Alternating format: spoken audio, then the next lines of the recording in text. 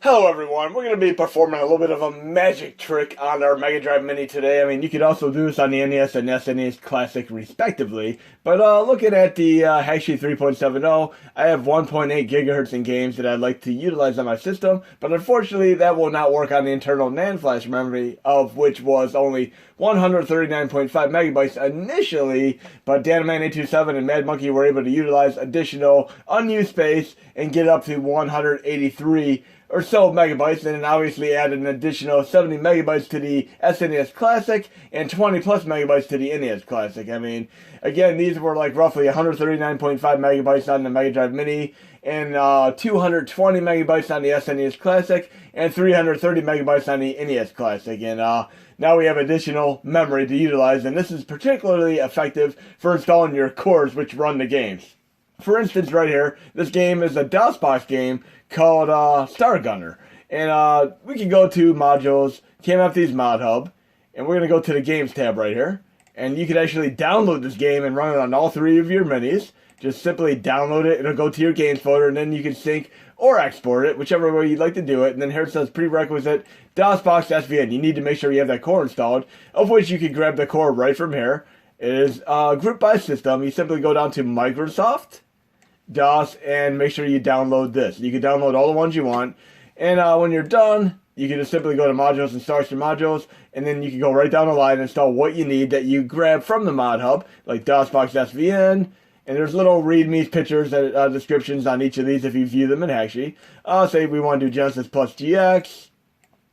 The MAME 2003 Xtreme we're going to be doing a showcase of today, particularly some CD OST soundtracks. And of course, you can actually see what BIOS are needed for each of these as well. I mean, obviously Neo Geo, Konami GX if you want to run some of those games like Salamander 2 and PGM for some of them Polygame Master games, which are incredibly awesome, like Knights of Valor for instance. But of course we need RetroArch Xtreme, and you can choose between Ozone or XMB, and the difference between this is essentially Ozone looks like a Nintendo Switch main user interface theme, and XMB looks like the PS3 or, of course, PSP XMB. So that's pretty much how they look. I'll add pictures to both of these so you can actually click them and see what they look like in the next release.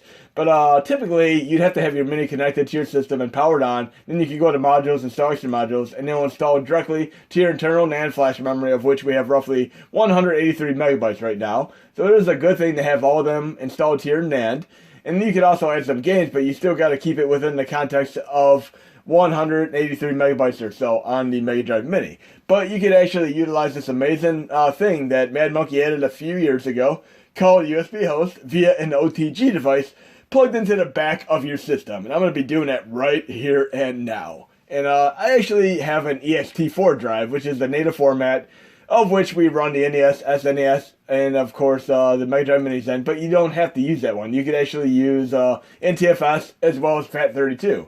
And for the PlayStation Classic and the Mega Drive Mini, you could actually plug a flash drive and or hard drive directly into port 2 and run stuff via dummy folder method, which I've showcased in countless videos. I mean, I'll even do it in this video right now. But you could also use an OTG device, which I'll show you in the release there. And we're going to Extras, OTG, under USB host. And you can actually see some pictures of OTG devices. Unfortunately, the one I'm going to be showing right here as an example has not been reliable lately, so I would not recommend buying this for now until things change.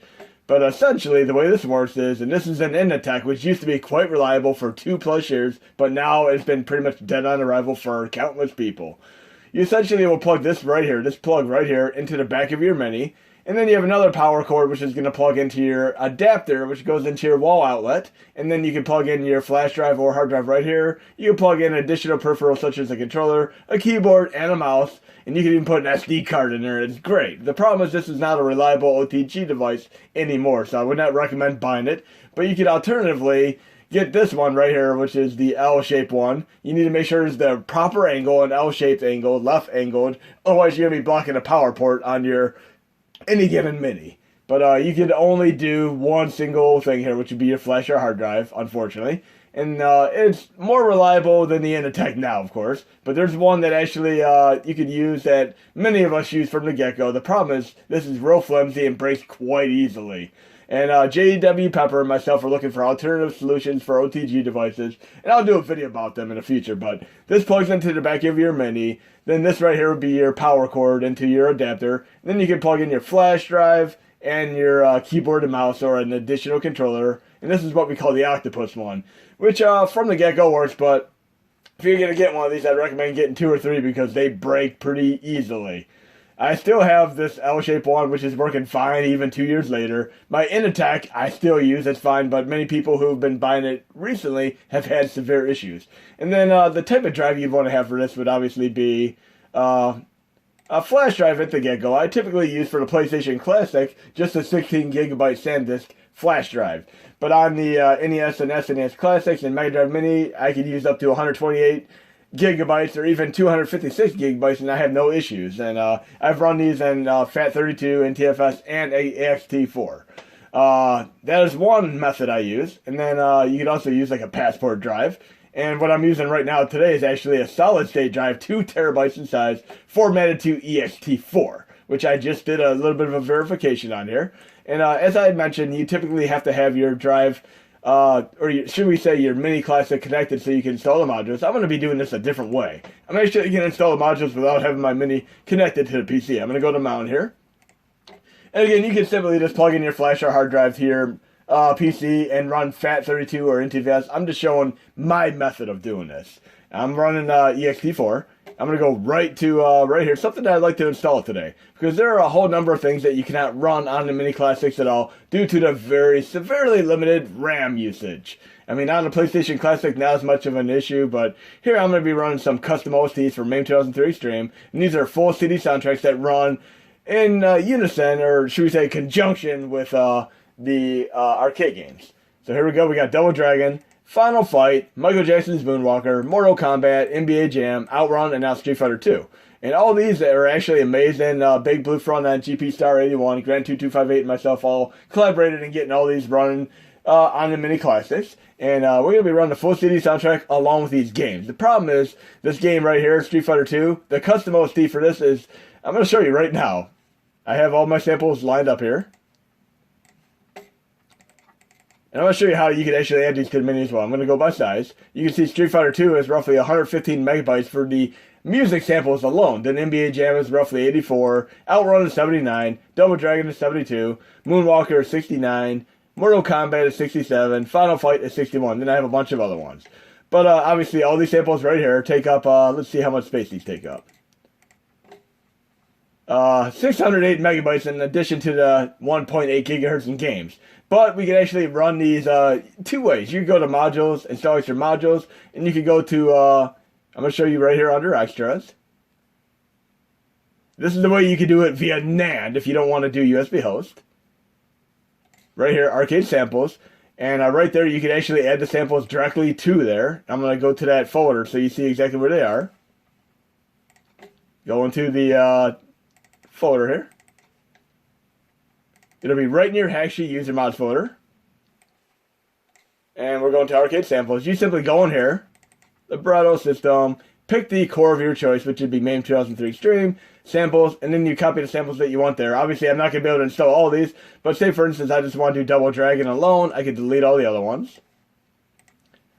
And I'm only going to be installing 72 megabytes. So that, along with the 6 megabyte MAME 2003 Xtreme, and the RetroArch, which is roughly 12 megabytes, is going to easily be under 100 megabytes. And I'll still have 80 megabytes of space for other games and cores. But if I want to run these on my USB host, I can do this another way. And check this out. This is an addition that BSNO helped add. We're going to go to the RetroArch information here. And this is very, very interesting. I just passed it, obviously. Right here. We're going to scroll down. And one thing we could do, this is one nice addition. If you run like the BSX Satellaview games, there are 4 ROMs for the Zelda Ancient Stone tablets. You can actually follow this right here with RetroArch Xtreme installed, and you can actually use this perimeter command line and actually save on week 1 and carry it over to week 2 and week 3 and week 4. It is amazing doing all these, and I thank BSNO for helping implement that. And there are other things that we added right here. You can see the miscellaneous things we added. But if you go way down to USB folders changes, we can actually run stuff on USB. And here is the directory we need to have. So I'm going to have that aligned with here. And right here, we have these samples. I'm going to simply copy all these samples here, but I need to make sure I have the right perimeter on my drive. So I'm going to go to the mini drive right now, and I'm going to go to Hashi. And you need to have a RetroArch directory, and just look right here. It says RetroArch System MAME 2003 Samples. So we need to have RetroArch System MAME 2003 Samples. And then our samples are all copied right there. 608 megabytes of these. And by having this exact path, Hashi, RetroArch System, MAME 2003 samples, we can run these from the drive rather than the internal NAND flash memory. So I have 608 megabytes of custom OST samples that we can run via MAME 2003 Xtreme and these specific games. And whatever these games are, you'd have to actually have the exact same name game via Hashi. So right here we have NBA Jam with them custom samples. But right in Hashi itself, if I go right here, NBA Jam zip, right here. So you have to have the exact same name, samples, and games. And you can get these samples from my Google Drive link, Extras, Arcades, Samples. But what we're going to do right now is there are a few things that you're not going to be able to run, and I'm going to show you specifically. You cannot run Street Fighter 2 samples as is because they take up 115 megabytes of space, and you're going to be crashing if you attempt to load that much due to memory unload issues for the overall RAM usage. But not only that, if you run another thing called Doom Sigil, which you can also grab from the Mod Hub, you simply throw your samples in there. There are two different ways you can run this, and right here I'm looking in here. I just have the default game right here. But right here is actually Sigil Shreds mod, which you can buy legally, which takes up 158 megabytes in size.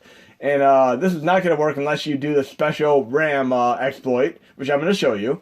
But the other way here is I'm going to go to my drive and show you the two different ways you can run Doom Sigil if you want to run them with music samples.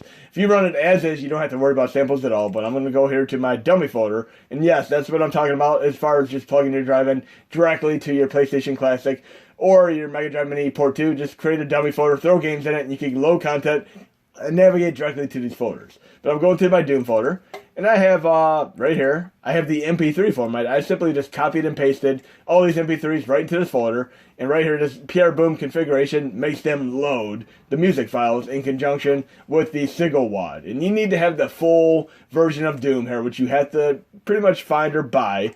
It will not work with the freeware shareware version. It has to be the full purchasable version in order for Sigil to work.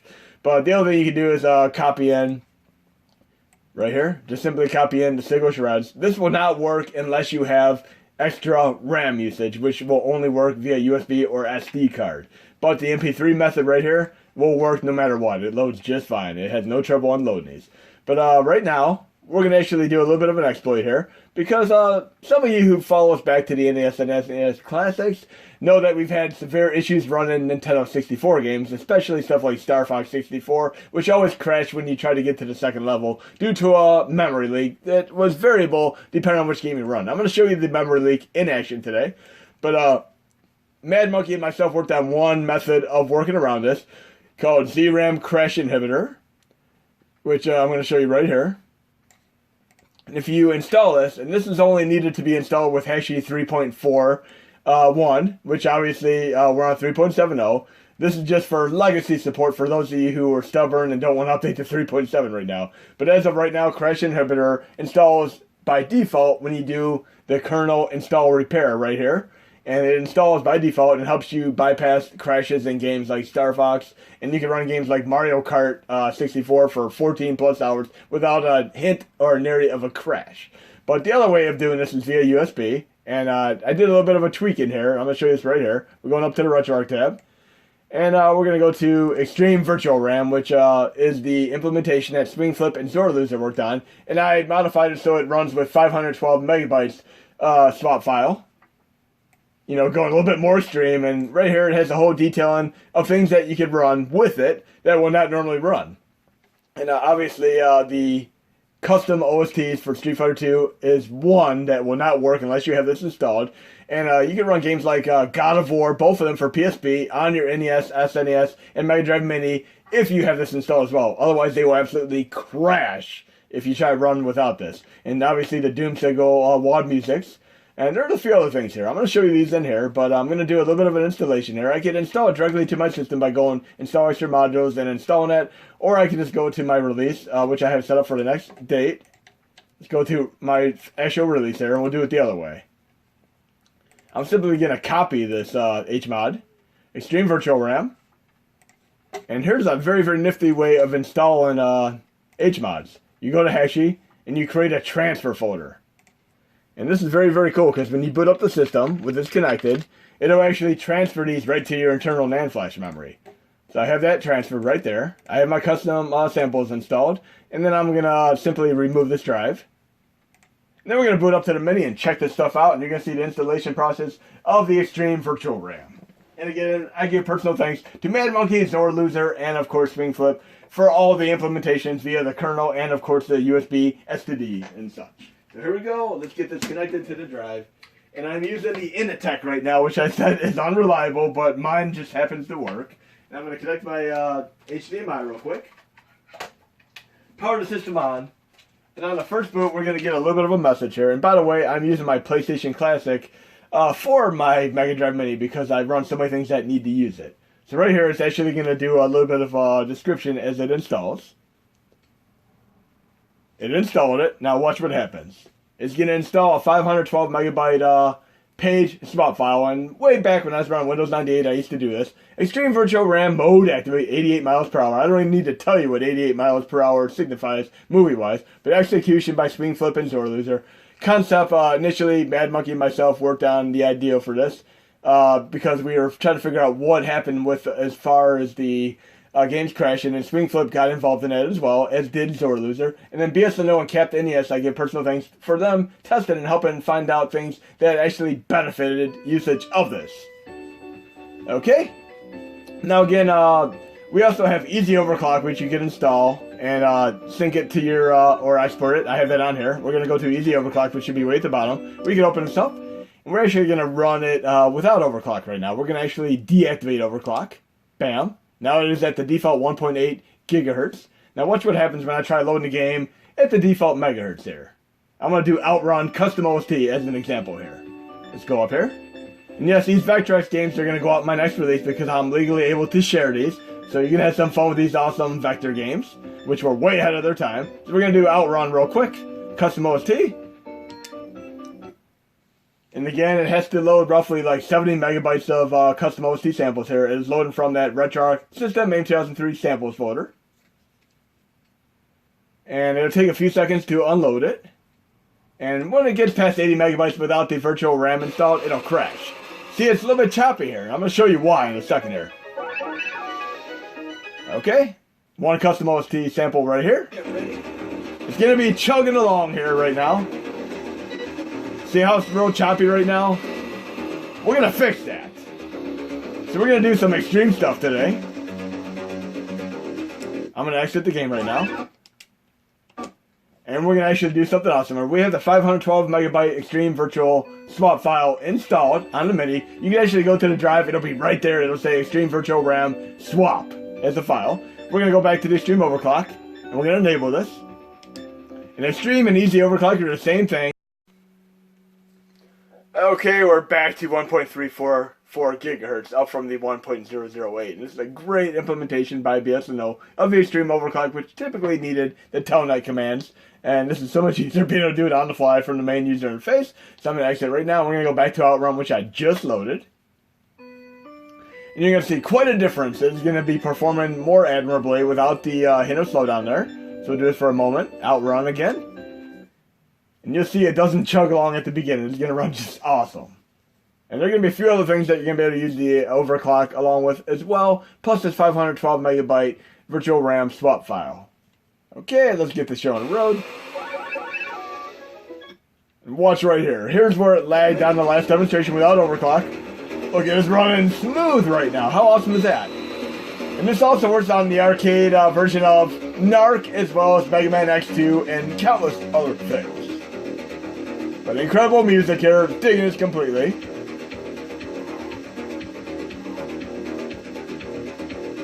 If you don't want to run the custom OSTs for some games like NBA Jam, Mortal Kombat, and Outrun, just run this game on MAME 2000, which has no issues whatsoever. But with overclock, it helps these games on MAME 2003 Xtreme. Running awesome. Love these custom OSTs. I'll show you a few more custom OSTs in action, obviously. It sounds like a Miami Vice style theme. This is so cool. But yeah, check out the custom OSTs for Outrun and try out all 3 tracks. They're all amazing. GP Star 81 did a fantastic job on this. Never ever gets old here. And I have a sound system that's really making it sound amazing. Damn, no! And Outrunners is also a great game. So let's exit here. And the Street Fighter 2 custom OSTs will always crash because they're 115 megabytes. With the Zram swap file installed, I'll be able to load it just fine. Again, I'm running these from the USB right now via RetroArch, the Hashi RetroArch system, MAME 2003 samples folder, as I showcased. And you can see that in the information file while viewing RetroArch Xtreme XMB or Ozone via the mod hub. Okay, it's loading them right now. Again, you'll typically just get kicked right back to the menu if you don't have the Zram installed. I'll post it next release. Okay. Now let's try this out for a moment or two. And this is a combination of the 3DO and FM Towns OSTs. And I added a track, GP Star 81 and myself added a track for the Mighty Wings Cheap Trick song from Top Gun. I will play as Ryu again. Fantastic soundtrack. Absolutely love this. Oh, this is so cool. And many people dread fighting Blanka in the arcade version because he almost always decimates you on your first attempt. But we'll take him out if it's the last thing we do. Yeah, we'll do the cheap throw tactics, which nobody ever does in tournaments for any game whatsoever. It's a cheap tactic. But yes, you absolutely need the Xtreme Virtual Ram installed, aka Memory Boost. And again, I give personal thanks to madmonkey, Zor Loser, Swing Flip for helping make this all possible. It required so much testing because we were trying to pinpoint exactly what was causing these crashes. We finally were able to debug it to be RAM running out of memory, which is not an issue on the much bigger RAM capacity of course, the PlayStation Classic. Oh no, we got this. Throw him! Yeah! Yeah, he's a tough opponent to take down. But great custom OST. I mean, we got like 7 custom OSTs now, and hopefully we'll have more in the future. I'm really gearing for something like the Castlevania Verse with a Mess in HD soundtrack, or Splatterhouse with like a symphonic metal soundtrack, or even Afterburner, as Big Blue Frontend suggested, with an FM Town soundtrack, which is amazing. Oh yeah! And I like using that joystick for this stuff because it's so much easier to pull off the moves, especially the Zangief 360 circular move, which is near impossible to do with a D-pad. No, Guile. I got this. No! One hit, I'm down. Whoa! Oh, that sucks. But this is ultimately the best multiplayer game you can play aside from like Bomberman on Saturn. I mean, these two are two of the best ever. Spam this move. I got this. Oh yeah, I usually use Chun-Li, but I'm going to use Ryu here. I'll just cheap throw this guy. There we got him. We'll try one more level here. We got to get to the Mighty Wings at least. And I can also do this if I'd like to. I can go to cheats right here. Enable cheats, and I can make myself infinity right here, like this. And he can't touch me at all. You just need to have the cheat stage mod installed. Because I want to get through a few tracks here. So he can't do anything to me now. I can just go up and throw him. This is a good training wheels if you want to be able to get through some of the stages and see the custom OST. I at least want to get to the Mighty Wings show. I don't want to spend the whole video trying to rematch. And obviously if I get to the bonus stage, if you saw me showcase this on PlayStation Classic, I have to disable that cheat. We shall see in a moment here. Okay, E-Honda. Should be quick and easy taking him down. Nope, can't touch me, dude. And do not do this cheat if you're playing multiplayer, because I'm pretty sure your opponent will not appreciate not being able to touch you at all. That'd be kind of rude. Okay? But we should be to the Mighty Wings track stage within a minute here. We just gotta get to the bonus stage. And sometimes if you do Infinity something and say a game like Castlevania, it'll never end until you until you actually turn the cheat off, like infinity time, because the time actually acclimates into how much score you have overall. E-Honda. A lot like the Tekken character. They're very, very similar characters in my opinion. Okay, we should be to the bonus stage now, I believe. Yep, and watch, there's gonna be a glitch here. But I can go back into cheats. Sorry, cheats, enable cheats, and turn off the invincibility. And then I'll fall out of that little loop there. Bam! Watch. There we go. Now I just gotta wait for the time to run out. And I'm probably not gonna be able to Hulk smash this car within 20 to 15 seconds. Okay, I'm definitely not gonna take this out. But I think the next stage is actually the Mighty Wings track that GP Star 81 and myself added. But yes, this is an amazing custom OST, and I really thoroughly hope you guys and gals get to enjoy this. Okay. You ready? Yes! Great music, but tough battle. It's gonna be so hard to take him on. Oh no. Don't jump. He'll take you out so quick with jumping. I got this. Let's do a hurricane kick or two. Oh no. Yeah. Come on, we need round 2 here. But yeah, don't jump. Just do a massive game of paper, rock, and scissors. I'm definitely guilty of listening to the Top Gun and Footloose soundtrack when I used to work out years ago, amongst other stuff like Metal, Pantera, Slayer, Megadeth, and so on. I'm gonna cheese you, dude.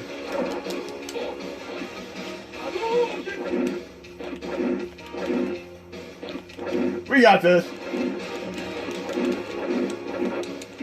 Oh no.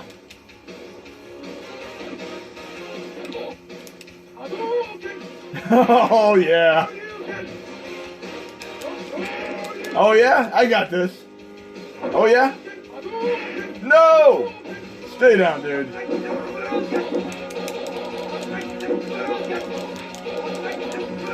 Oh no, one more hit, I'm done. This sucks. Yeah! So enjoyable, and that was such a close battle. But we're going to try some other custom OSTs out right now, but that was so cool to play.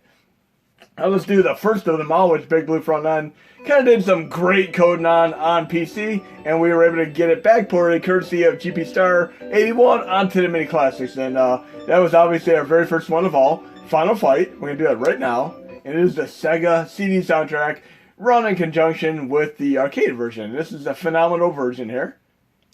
Okay? Because we all know the Super Nintendo version only let you use 2 characters. Cody and, of course, Hagar to start with, when we all wanted to be able to play Guy as well. They did a follow-up release with Guy, of course, though. But this is so incredibly cool, playing the arcade version with the Sega CD soundtrack. Okay, and we're going to play as Guy right now, who should have been in the Super Nintendo version to begin with. Listen to this incredible Sega CD soundtrack. And after we did Final Fight, GP Star added, of course, Mortal Kombat after that. Then I suggested we do NBA Jam. Then we moved on to, obviously, stuff like Outrun and not Mortal Kombat, Michael Jackson's Moonwalker, which is still one of my favorites of them all. It has the real Michael Jackson tracks. But yeah, the Sega CD soundtrack is so phenomenal. It never gets old, and 2-player mode activates to boot. Okay. So cool. And yes, the overclock definitely helps out on Outrun, NBA Jam, and of course, Mortal Kombat. Fantastic soundtrack there. And there's another thing you can be able to run today too. I'm going to show you with the 512 megabyte Virtual Zram installed.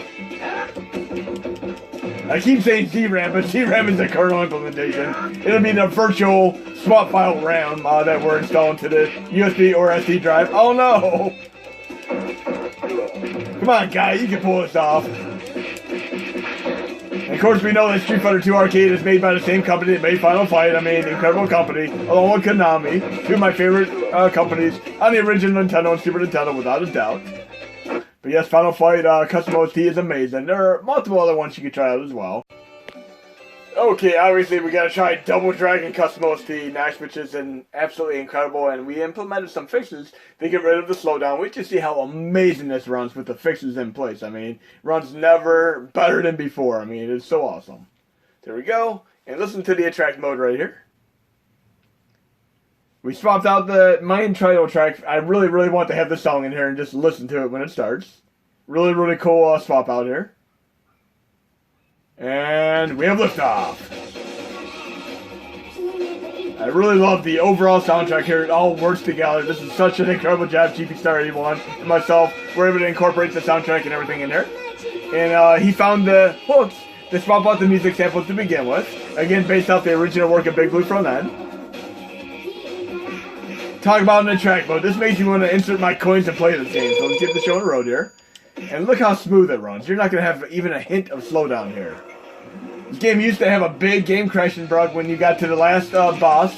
It literally would crash the moment he used his machine gun when you beat the game, which is really awful. And that made the custom OST more difficult. But Grant2258 was able to help us incorporate some fixes for slowdown and the machine gun boss fix. And if we run into a bobble, there's a great workaround here. But yes, look how fast this is running now. This is so blazing fast. Zero slowdown whatsoever. Even with multiple enemies on screen. It never ran better than this before. Literally, never better than this. So we have the Xtreme Virtual Ram installed on the drive, 512 megabytes. We also have Zram Crash Inhibitor installed, as well as Xtreme Overclock and the slowdown fixes to make this a perfect culmination of awesomeness here. No! I got this. Yeah, we'll try to use the jump rope here, or whatever, the whip. I know I'm going to have a bobble jumping out here at me in a moment here. Sometimes the weapons are harder to use than just kicking and punching. But I can do another thing here. If I want to have easier time taking on a bobble, I can go into RetroArch settings, input, go down to user 2. You can do this for any game like this, on any of the cores pretty much. User 2 binds. And right here, I have the device index set to RetroPad, where I could actually use it. Normal controller plugged into port 2 as my second player. But I could also go down to user device index, and right here where it says disabled, the way I have RetroArch set up right now, RetroArch Xtreme set up, I could actually change it to be the first controller. So I'm actually running user 1 and user 2 on the same controller by changing the device index to my first controller. And when I'm done, I can just change it back to disabled. But as of right now, I have them both set to one controller. And check this out. Look at that, 2-player mode activate. And additionally, I can even go into cheats right here. Let's do that one more time. Enable cheats, Infinity Lives Player 1 and Infinity Lives Player 2. Now I won't have to worry about running out of lives. I can do 2-player mode activate and get that whole game with this awesomeness here.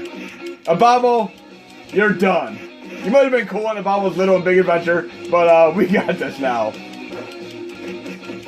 So cool playing with myself, 2-player mode activate right now.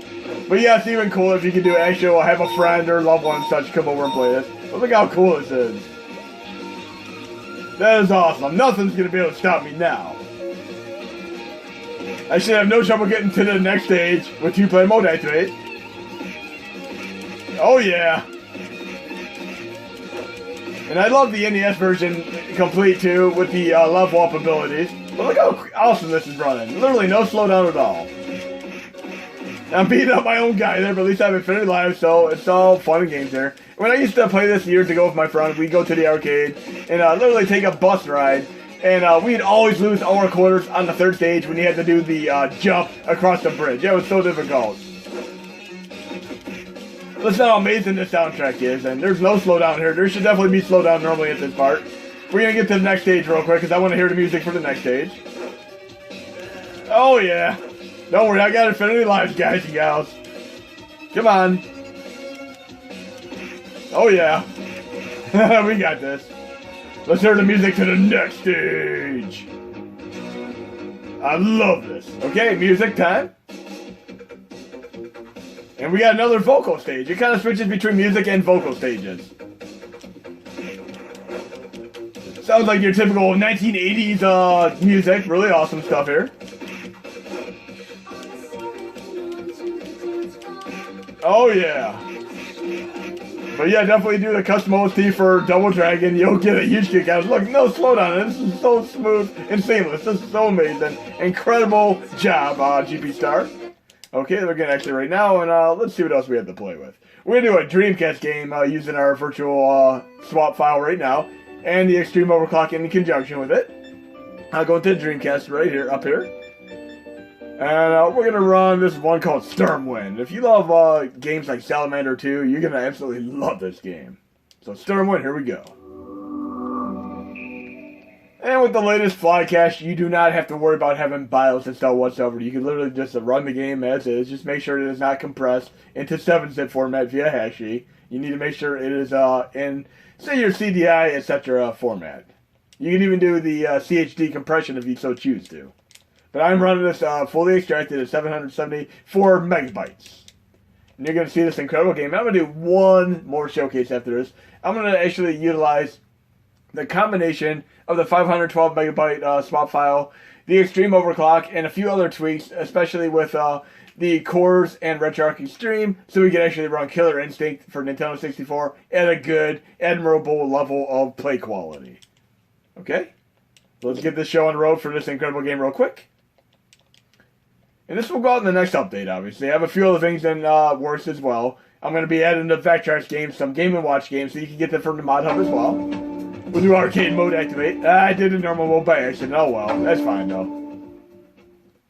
I got a little bit willy-nilly pushing the buttons, trigger happy here. But yes, you can do the arcade mode and normal mode. I accidentally clicked normal mode, but I'm going to let it go with it. But wait till you see the awesomeness here. And with the Xtreme Overclock, the 512 megabyte swap RAM virtual file, and Zram Crash Inhibitor, everything's running awesome. Look how incredible this is running. This game would have never run this well on the SNES or NES Classic last year, but with all these in conjunction with another, it's running fantastically.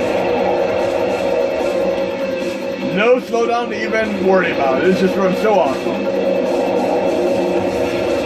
Stormwind for the win. This is such a cool game.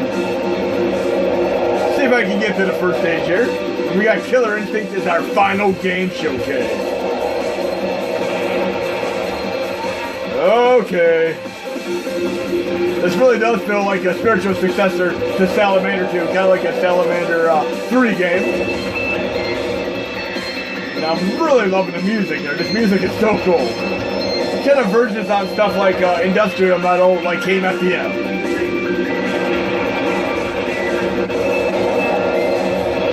Yes, this game actually used to run kind of slow on the NES and SNES Classic, and right now we're running so admirably well.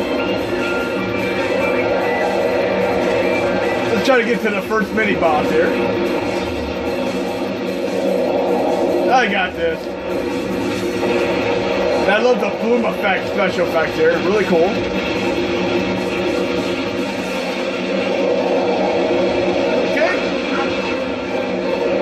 So far, so good. I'm trying to save my special attacks for a heavier boss battle here. Oh yeah, I'm loving these effects here. Look how beautiful this is. It's like an amazing painting you have on your wall, literally. This actually reminds me quite a bit of Gradius 5 too. Gradius 5 is such an amazing treasure-made game. Who also made Ikaruga and Radiant Silvergun, Gunstar Heroes, Sin and Punishment, Alien Soldier, Mischief Makers, and so on, amongst other great games.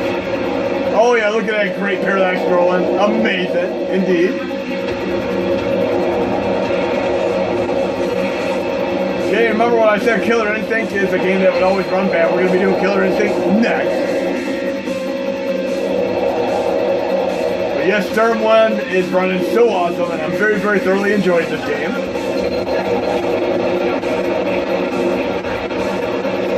And we're going to try another game here. We're going to go out and we're going to try Killer Instinct right now. And just watch what I do very carefully. Again, once you have the Zram Crash Inhibitor installed via the kernel install repair, and then you do the virtual swap file via the Xtreme Virtual Ram file, which goes on USB or your SD card. We're going to load up on Nintendo 64 Killer Instinct right now, and just watch. Don't push any buttons until you start the game. Let it get to the main menu here. Just don't try to skip the menu just yet, because there's going to be one big crucial thing you're going to want to do. Just watch when I get there. I'm going to let it load here. Right here, you're going to go down to the options. You want to make sure the game speed is set to fast. And then you're going to go down. And you want to make sure your blood is actually on. Okay, then I'm going to go back up. And again, we have the Zram Crash Inhibitor. Oh, look, I actually have 2 controllers active here. I want to make sure I disable that. I forgot to disable it. So I'm going to input. User 2 binds. And I need to make sure this is set to disable. I'm going to exit and reload the game because I don't want to do 2-player mode activate. You can actually play with yourself in Killer Instinct if you want to as well. So I'm going to reload this game here. And that option that I just enabled for fast and the blood on should be enabled still. I'll make sure of that real quick. But yes, if you're enabling 2-player mode activate or even 3 or 4-player mode activate for stuff like Sunset Riders, TMNT, X-Men arcade game, make sure you disable it on your next game. Okay, we got fast. We have our blood, and we set it to high now. And we're exiting, going back up here. And again, we have our Zram Crash Inhibitor with the install repair kernel. Then we have, of course, our 512 megabyte virtual RAM, Xtreme Virtual Ram. But we have another thing we're going to do as well. Again, we have RetroArch Xtreme and this updated N64 core. Now watch how we play here. We're going to instant clear memory anytime we want to here. Just watch this. See the game slow down just a little bit, but watch what I do. I go into RetroArch settings, video, and I'm going to go to the specific option right here, which I just passed. Force disable sRGB FBO. You're going to simply toggle it on, and then you're going to resume once the screen comes back. It instantly clears the memory. So there we go. Resume. Now we're going to be running the game as fast as we possibly can. I recommend doing this at the beginning of each fight. Now watch this. See, now it's running fast as can be. It's running a good 30 frames plus per second. Awesome. And you just need to do this once per round.